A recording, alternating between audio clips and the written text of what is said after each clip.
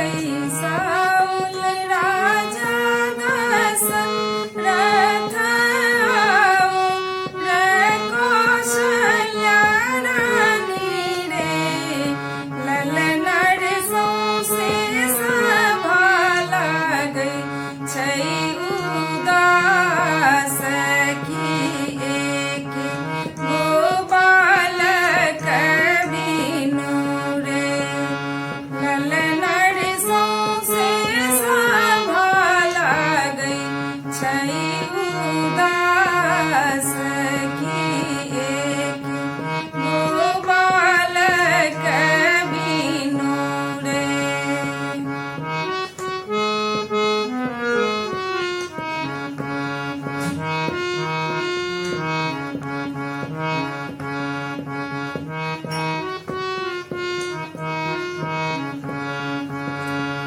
फलहानि देलखिन वसिष्ठ मुनि राजा दशरथ जी के रे ललनर जे हेती सब सापियारी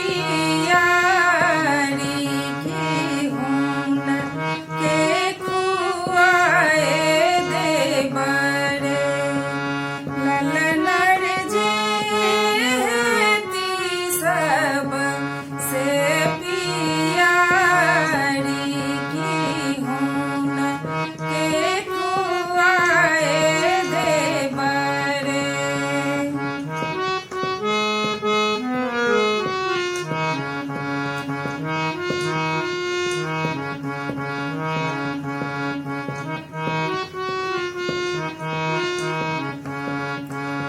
फल